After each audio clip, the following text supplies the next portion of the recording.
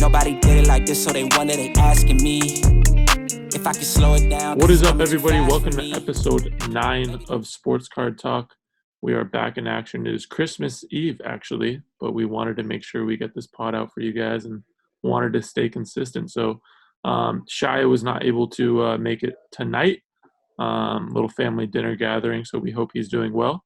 But me and Coleman Cards are here and back, and we're excited to get this rolling once again. The first thing I wanted to talk about and go over, especially with you, Coleman, because I know you're a Suns fan, so you probably loved that game last night, Suns versus Mavs, because you're also a huge Luka collector as well. So I think that's a good mix. What did you think about the game overall? What did you like about it? What did you not like about it? It was a rock fight, a lot of rustiness from both squads, a lot of missed shots, a lot of just, bad basketball points, but also a lot of great stuff that you could see too from, I was watching my Suns and I loved some of the play from Cameron Johnson and Mikal Bridges. I thought both of them played really well. Ayton was in foul trouble.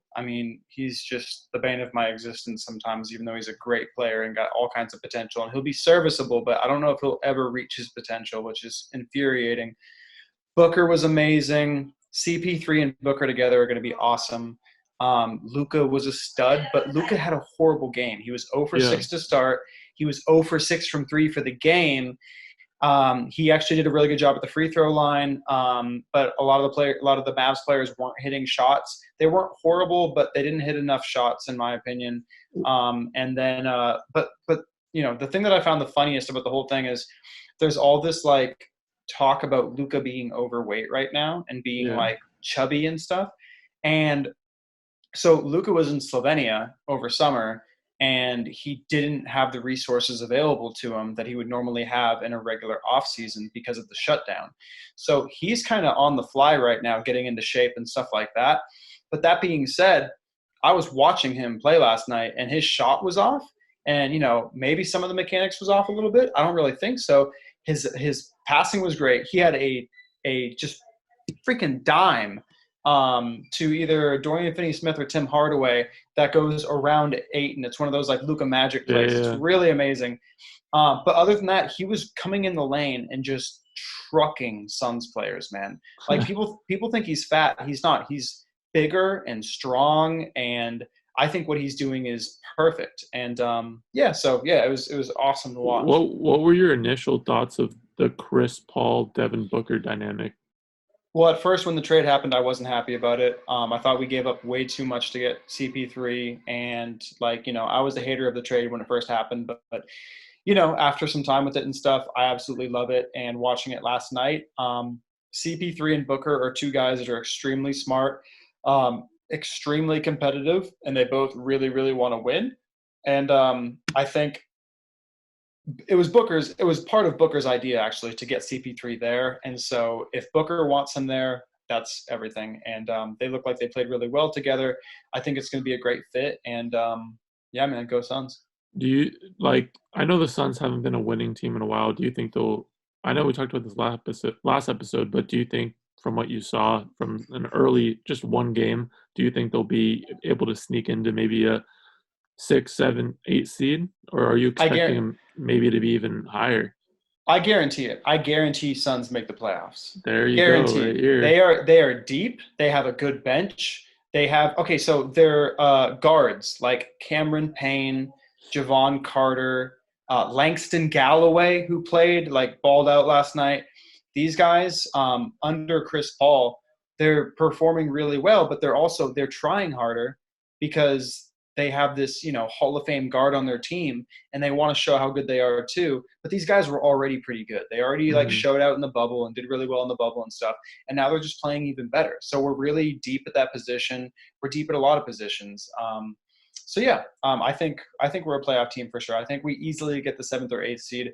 Personally, I'm biased, but I think our ceiling is the 5th seed for sure. Gotcha. I want to jump into Luka now because actually tomorrow they play the Lakers, Christmas Day, and I believe his base 10s right now are trending right around $1,900, $2,000 on eBay. I'm under the impression if he does ball out tomorrow, we're probably going to be seeing a jump in base just because it's such a big game. What are your kind of thoughts for tomorrow's game in general? I would say that Luka, in my opinion, Luka probably will have a big game, but it's the Lakers. The Lakers can throw a lot of things at him. I mean, the Lakers are the favorite to win the championship. I just don't know if they're going to be trying as hard. Like, that's my thing. I'm like, will LeBron really try to play like 30 minutes? Well, I mean, look, both teams are coming off of a loss. So at the end of the day, it's Christmas Day. They're playing in front of the entire nation, the entire world, all their families. They're not going to just take the day off. They're going to try. And so, and I think with all the attention that Luka gets, the Lakers have motivation to try and shut him down to show how good they are. So I wouldn't necessarily say that, but I would say that, Luka probably will shoot better. And so if he can go 2 for 6, 3 for 6 from three, if he can keep his free throws up, if he can, he was getting into the lane at will, like usual, against the Suns and stuff. Yeah, and didn't he go 0 for 6 from 3? He went 0 for 6 from 3, and check this out, he went 0 for 6 to start the game. And he still had 32 points. Yeah, that's crazy. Yeah, so he was 11 for 26 for the game, but he was 10 for 12 from free throw. So he basically got that 30 by getting to the free throw line. So Luka's going to get to the free throw line, and he missed a bunch of easy layups too. So he could have had 40 no problem at all if he had made a couple of threes and a couple of layups that he blew. And so I see Luka having a good game if he can get his shot down, but at the same time he might still be getting into the rhythm. It is a big game, but we already know what Luka can do on a big stage. Well, and it's funny, over the last day or so, you're already hearing from the card world that people are saying, oh, Luka actually might be overpriced right now, just based off of that performance he had yesterday. In my head, I was like, dude, the guy had 30 and he was off. What is he going to do when he's actually shooting well, right? The guys around him are actually hitting those shots where he can get those assists, right? When they do eventually get Porzingis back, what's going to happen? You know what I mean? So, for me, I'm like, dude, he had 30 and it was a bad game. I'll take that all day. Yeah, and nobody else scored 20 points on the team. On the team, I think the highest was 12 points or 13 points or something. I know Josh Richardson had a pretty good game, but yeah. Look, I'm cool with Luka having a slow start because if things soften up, I'm just going to buy more Luka stuff. And the outlook right now is that the Mavs are going to get a 7th or an 8th seed, or some people have them not even making the playoffs, which I think is ludicrous. But if that's the temperature right now, I'm trying to buy Luka stuff. I might not be trying to buy Luka Prism base PSA 10, but I'm looking for deals on rare Luka cards that people haven't, that there's some inefficiencies on and stuff. I 100% agree. I think anytime, I guarantee you it'll be 1 or 2 times this season where Luka sprains an ankle, and there's going to be a 1 to 2 week window of people are try to sell their Lukas, and I think that's for me and for you as well a time just to go in and buy some more. Absolutely. So that for me is going to be the play for Luka. Anytime there is some sort of injury, I'm going to just go in and buy more. And then when he has a ball out game and everybody goes and buys that time, that's when I'm probably going to sell some pieces, right? Another thing I wanted to get into, Zion and the Pelicans, believe beat the Toronto Raptors. I didn't watch too much of that game, but from what I could tell was that team is very well-rounded. They have a lot of pieces, and I actually think that's a playoff team too. I mean, it's crazy because the West, you would think that the Pelicans and the Suns are kind of on the lower tier in the West, but I think that those are both 6, 7, 8 seed teams. So I think the West is extremely tough. I just wanted to get your thoughts on Zion as well. I thought he looked good. Again, I'm always the guy that's flipping Zion, but Zion base 10s are trending right around $1,000. I think a week ago, that was, I don't know, 800, somewhere around there. So went up $200 in a week. How are you feeling about not only his performance, but also his base prices? So I didn't get to watch that game against the Raptors, but I saw the box score, and I just saw that he had 15 and 10, which wasn't anything crazy, but he got a double-double, and he did it in like a really short amount of time, I believe. I think he only played like 22 minutes or something like that. But no, from everything that I've seen from preseason, yeah, he's extremely efficient, has his way in the paint, can't really be stopped. So he's going to put up big points. He's going to have big games. My only thing as far as like, buying his stuff is it's already so high. It's been high because I personally think that, as we've talked about, that Luka is the value setter there. And so as Luka goes, everybody else sort of goes. So Zion prices are kind of just priced based off of what people think he is compared to Luka in some ways. Yeah. So it's a little bit tough for me. And personally, like I like guys that can shoot in this NBA. Yeah. I like guys Luka's not a great shooter, but Luka can do everything else, and he's willing to take the shot, and he's a pretty good shooter. Well, you should have loved Trae Young's performance then. Yeah, right. Trae Young balled out, and Ja Morant too. I never really give Ja Morant the day of light whenever I'm talking, but I got to give him some respect today. He balled out as well. Absolutely. But if I'm an investor, purely, or a flipper, whatever it is, and I can go get let me say this. Trae Young base 10s did jump up too. Now they're, I think, trending at 630 to 650. I might be a little off there, but I'm pretty sure that's what it's around right now. The day before the game, it went down. It was like I was trading that at a $550 card. You probably could have got some deals at $525. So that basically went up $100 just from that performance he had. But if I'm like, okay, well, Trae's, 650 and Zion's 1,000. For me, I might go Trae there, just because I think that people are looking at the Hawks and saying they won't be a playoff team. But if I'm in the East and I have Trae Young and I got some pieces around it, I would make the argument that's a 6-7 AC team. I agree. I think you're right. I think that the Hawks are going to be better than people think. Even though there's a big contingent of people, let's not, I'm not trying to like say that people don't think the Hawks are good. A lot of people are picking the Hawks to make some noise in the East. And a lot of GMs voted that the Hawks made the best offseason moves too. So, it's not like a secret that the Hawks are projected to be good and everything. I think what happened in the hobby is Trae Young stuff went nuclear for like 2 months out of nowhere, out of pure just people talking about Trae Young.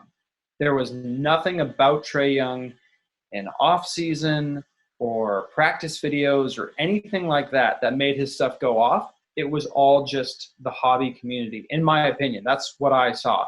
Yeah. I watched his prices just go crazy off of people saying like, yo, buy Trae Young stuff right now because people aren't thinking about him and everything, and his stuff's going to go crazy because he's going to ball out. Yeah. So his stuff went insane, right? Like at shows in October at Westminster and Garden Grove, we were buying Trae Young Prism 10s. The price on them was like $400, so we were trying to come in a little bit lower and pick things up at like $350 and stuff like that. They raised all the way up to $700, right? Yeah. Maybe a shade over $700. $725. That's right. Yeah. So they shot all the way up to $725. They went almost 2x. And then once they hit the peak of the hype of everyone just being like, well, I'm not going to buy Trae Young at $725, we saw the correction that came down to like $550, maybe even touching $525.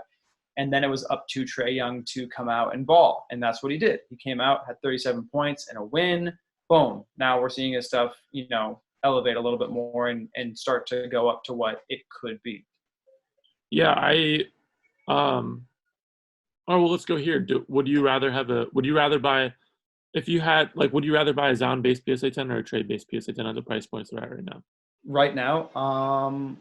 Okay. It's close, but right now I'd rather have Trae.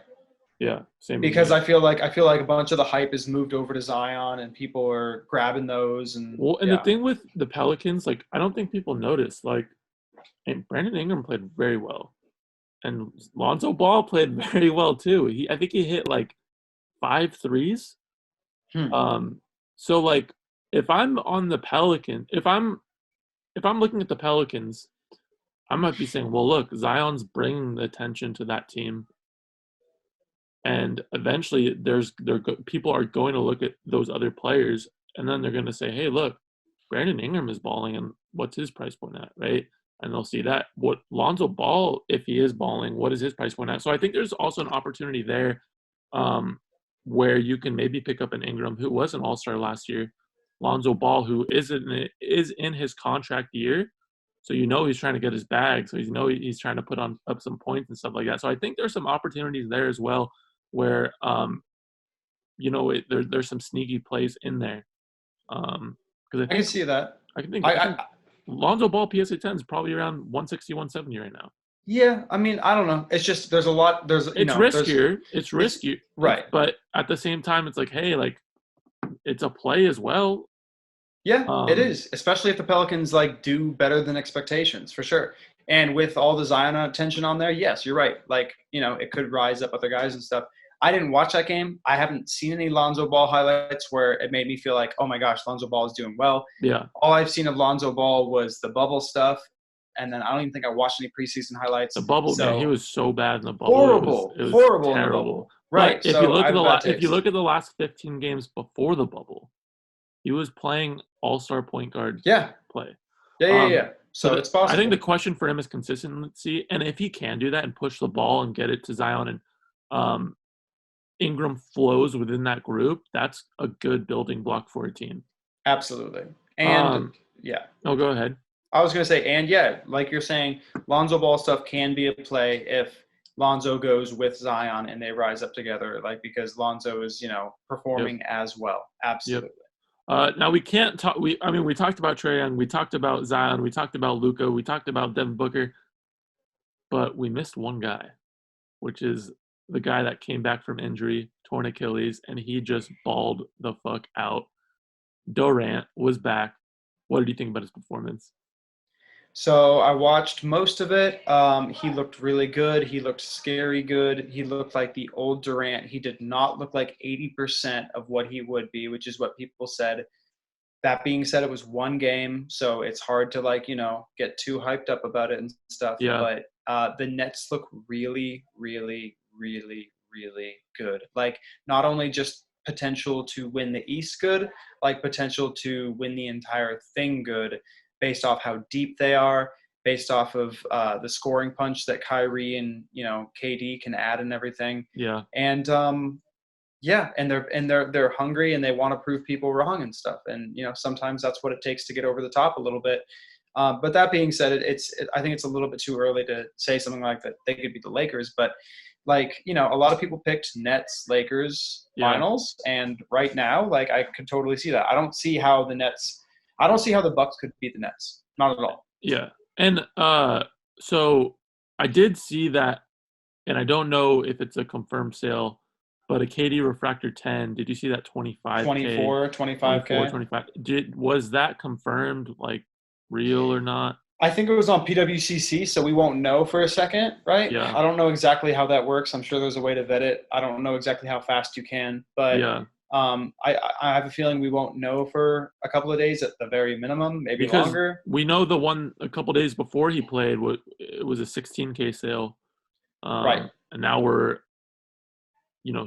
potentially at 25K just based off one game, which is insane.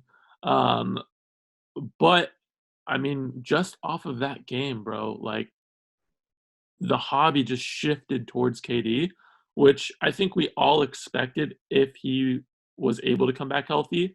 The question always from the beginning was, will he be the same player? Could he stay healthy? Now, again, it's only one game. We could go 6 games in and he gets hurt again, right? But from what I saw, he was super efficient and effortless, just like how KD is. And you could tell that, you can see his game's not based off of him being able to jump 50 feet or be super athletic.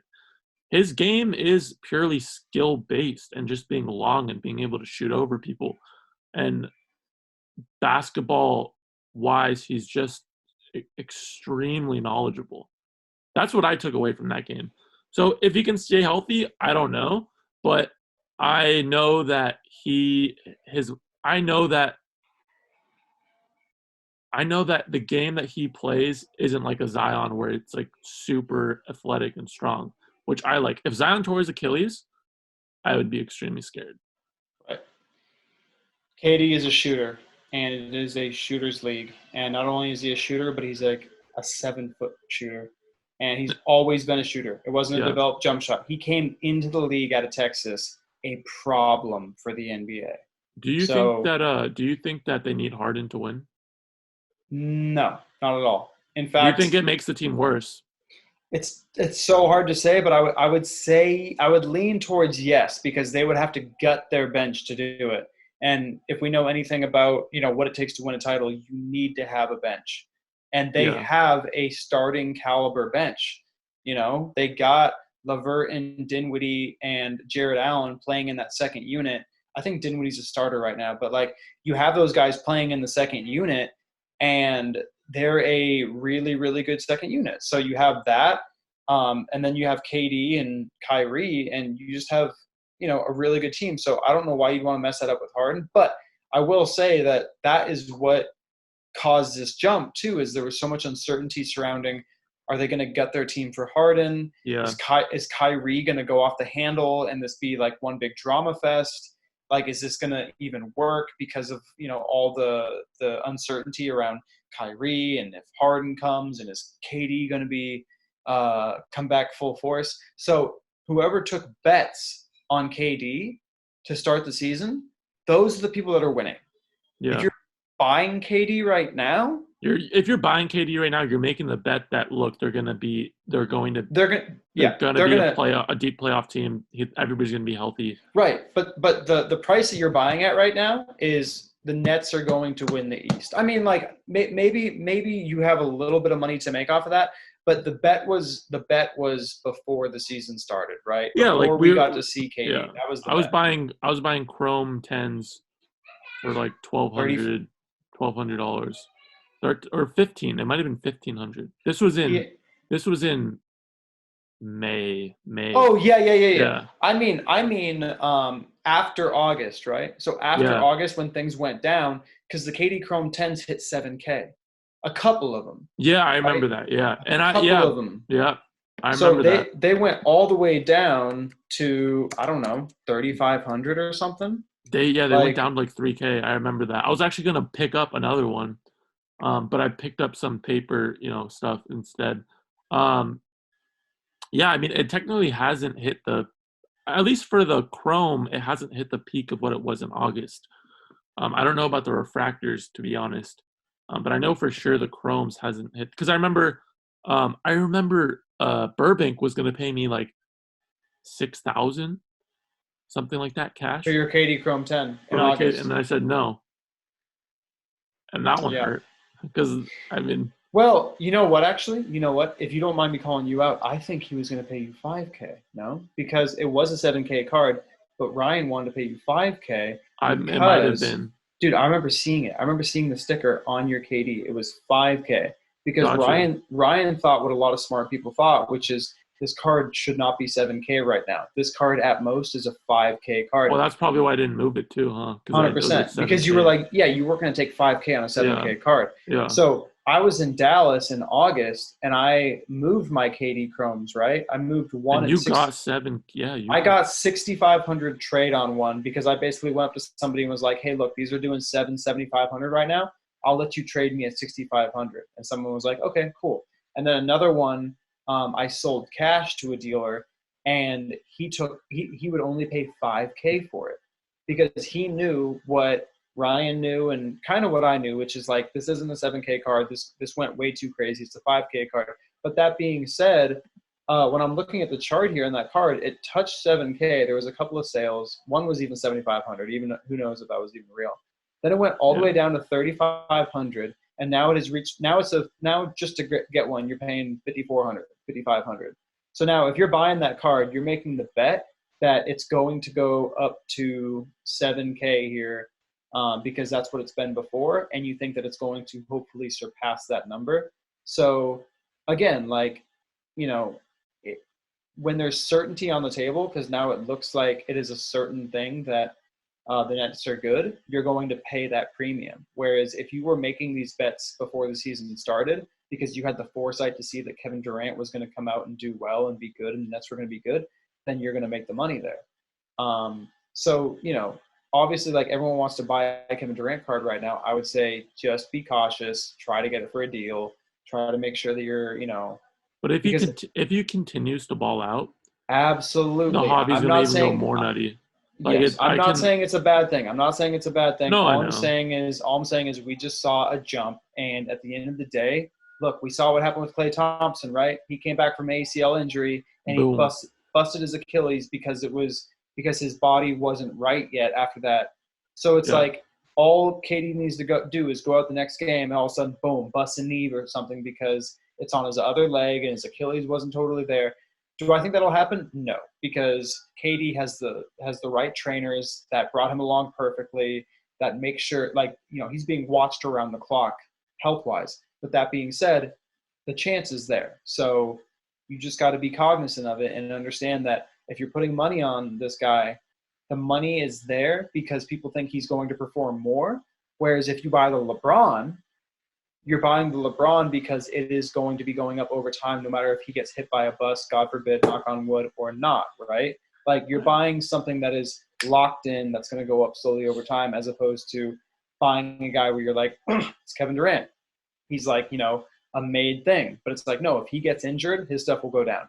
LeBron gets injured, his stuff will not really go down. You know what I mean? Yeah, I agree. Which leads me to my next question from Instagram. Somebody asked, how are you going to play the NBA market as prices continue to rise quickly? I mean, for me, I'm continuing to flip my young guys into, the LeBrons, the Kobes of the world, because I can make my profit that way and put it into something that I can hold a little bit longer and get a premium on. But I'm continuing to buy young guys too, because those are all going to be in-demand cards. I'm definitely being, selective, like, on the thing. Like, I'm not buying Zion at 1,000, like we talked about earlier. But if there's something I like, in lots and in deals, I'm going for it. So, I mean, my whole thing over the next couple months is going to be flipping the young guys, making my profit, and putting it into LeBron and Kobe stuff for me. Absolutely. It's a good play. Well, I mean, what are you kind of doing right now? Well, what have I bought lately? Well, I bought a Giannis Prism BGS 9.5. Well, what do you think about Giannis? I like Giannis. I mean, look, like, I don't know that he's going to go anywhere, but you can't deny the talent. He's going to have a big year. I don't think he's going to get MVP for a third year, no matter what he does. But, he's a great player, and, he has a little bit of a following, and he's undeniable talent. So, and again, like, the team is good enough, and Giannis is good enough. He just needs, like, either that mid-range jumper. Like, I don't even think he needs the three, right? Like, he just needs to be able to, like, hit shots. And I don't know that he can do it, but also, like, if anybody can do it, it's Giannis because of his work ethic and how bad he wants to win. But also, too, he's paving the way for guys to stay with their teams because he signed that 5-year. So I don't think his prices are going to go down anytime soon. I think, he's just going to be good for a long time to come. So I like Giannis stuff. I think it's, it's not going to be LeBron or something like that, but it's just a guy that people aren't totally thinking about, in my opinion, because I mean, his base 10s are trending around 4,200 around there. Right. So we're seeing LeBron at 13. We're seeing the Luka approach 2 again, right? So what was the Giannis last time? Giannis got up to 7,500. That's right. So the Giannis was 75 when the Luka was 2. Yeah. So I don't know. I mean, like, I'm not saying like I'm picking up a ton of Giannis right now. That was just like one of my recent purchases. It was just because I was getting for a good deal. But I personally like, Dwayne Wade, LeBron James, Kevin Durant, Kobe Bryant, Michael Jordan. Like anytime I can get stuff like that for the right price, especially like, you know, if it's a card that is raw or undergraded or something like that, you know, I'm trying to make a play for it. But, you know, as far as young guys, like, look, like the young guys, like you needed to be buying your stuff either. I mean, you could still buy it if the guy hasn't blown up or something, but you should the have last made your couple of picks like 2 months ago, 3 months right, ago. Yeah. right. So now to me, it's just all playing around with what's proven and stuff like that. And, you know, if I get Gotta play the chess game. It's literally absolutely, yeah. yeah, that's a great way to put it. Yeah.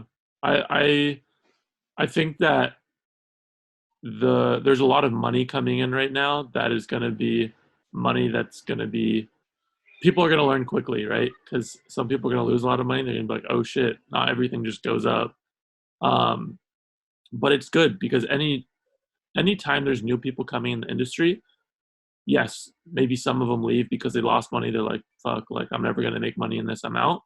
There's always going to be people who are like, okay, like, wait, like I fucked up. Okay, cool. But like now how can I like fix this and make money? And then those are the people that keep everything flowing and just add on.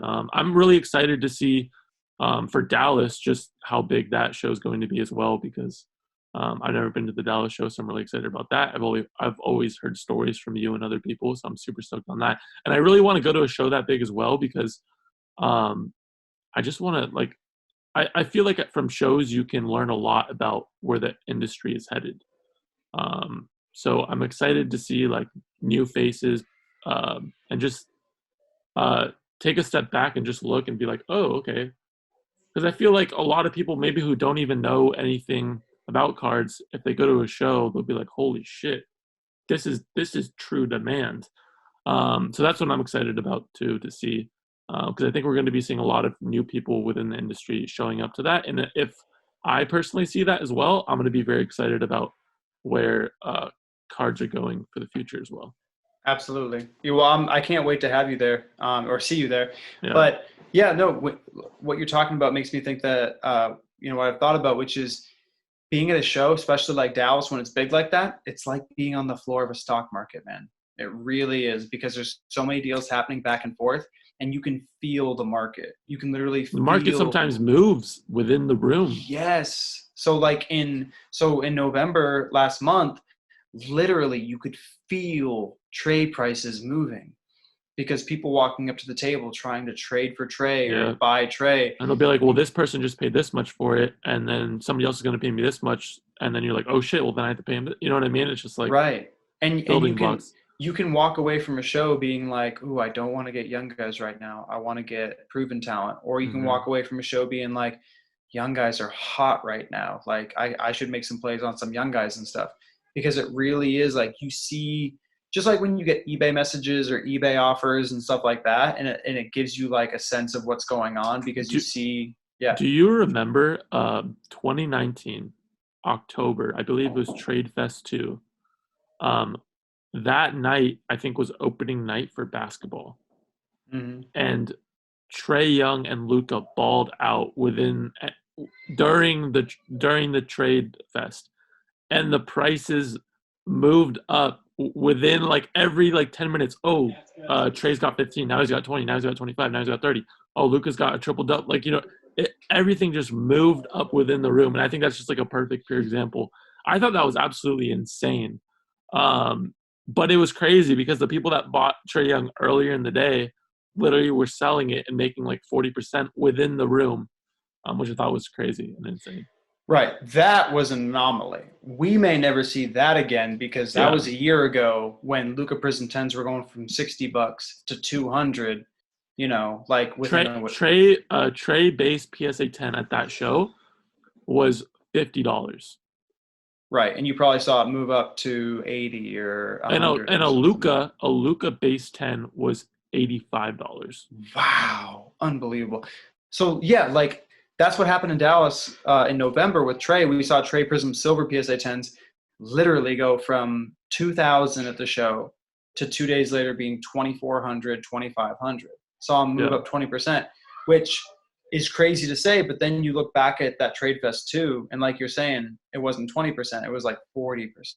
Yeah. right? Because it was a different time. The market was still like not what it is I now. remember I moved Luka base 9s for $25, like 10 of them. Insane. But I put it into I took the money and I put it into like some like high-end Mbappe, so I did very well on that. But like I was just thinking about it. I was like, holy shit, like it was crazy too, because I remember at that time, that was I had been, that was my first like trade show. To frame it too, October 2019, to frame it. Yeah, and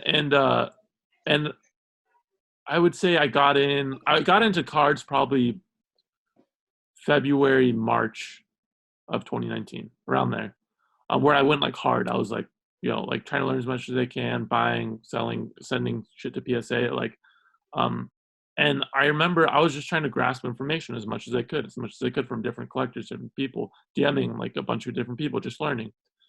And everybody was like, "Oh, you're buying Luka base 10s, at $50. Like that card's, that card's not going to go anywhere. Blah blah blah. Base market is shit. Blah blah blah." And I was like, "Shit, like, am I tripping here? Like, am I doing something? Like, you know what I mean?" And at the end of the day, I was like, and I always come back to this when I'm ever doing a deal or thinking about something in a negative way in the industry. I'm always like, and I go back to that to that scenario, and I was like, I don't think these people know the perspective of where the market is moving. I'm not buying a specific card or a Luka base 10s at $60 based off of what the market currently is today. I'm buying it because I'm making a bet, because I think the market's actually going to be at a different place in 6 months, right? I think there's going to be the card market isn't, people aren't making tons of money off of the card market because they're the same collectors within it. People are making money off the card market because there's so many different people coming into the market. New blood, sneakerheads, flippers, investors, people from the art world, collectors coming back within, right? So I always come back to that when, like, today I'm like, oh, that shouldn't be that price. But then I always got to come back and think, wait, I gotta make sure I'm looking at this as from a perspective of people coming within the hobby, people coming within the industry, and also where the industry is moving forward. Absolutely. Well, I will say too about base cards in general, because I wasn't a believer in base cards, and I always remember like watching you a year ago and being like, "What the hell is this guy doing with base cards?" But it's because you could see where it was going based off of information and data that you were taking in. Also because, you were following guys like Gary Vee and watching like how they were talking about things and stuff like that. And since you had your finger on the heartbeat and everything like that, you were able to see where this was going to go, where some of the smartest people in the hobby couldn't even see it, even though it was right in front of them. And go for it. That's the one thing where I always am like, fuck, like I always want to make sure, and I always want to surround myself with people that are new within the industry, because I can be like, yo, what are you looking at? Like, you know what I mean? And that gives me clues and indicators of like, okay, the market's going to be here in like a month, in 2 months, whatever. Like fucking when I was buying soccer, like people thought I was dead ass crazy, but I was like, fuck, like why soccer? From a new perspective, why is soccer so cheap? It's a huge sport. Like it doesn't make sense to me. Why are these stars so cheap? And then you see like Ronaldo and Messi, mega cracks, doing all-time highs on Golden, right? So that's the one key I always give myself, is make sure I'm surrounding myself with people coming in new. Mosaic, for an instance, everybody who was new in the industry fucking loved Mosaic because they just thought it was cool. Just the product in general from this year. So, I mean, there's just indicators out there that I feel like anybody can grasp if they're willing to kind of put in the work. Absolutely. But that's going to be it for today. I got to get Christmas Eve dinner with the fam, so I got to bounce. Coleman, I hope you have a fantastic Christmas as well. And likewise. I appreciate everybody listening on the podcast. We have a lot of new listeners on the podcast, so appreciate everybody new as well listening on Spotify. If you're listening on Spotify, make sure you follow us on there. And then if you're watching on YouTube, First thing, subscribe to the channel. Second thing, like this video.